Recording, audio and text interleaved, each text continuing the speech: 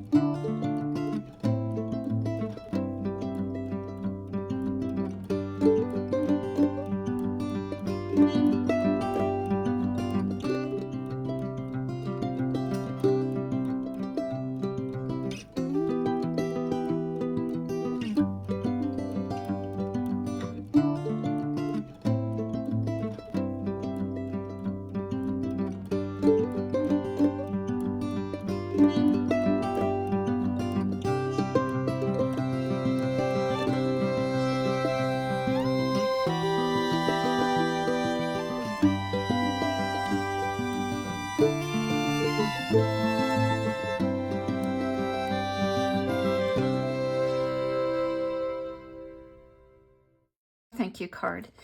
It was simple, just lining up the different stamps, not too difficult.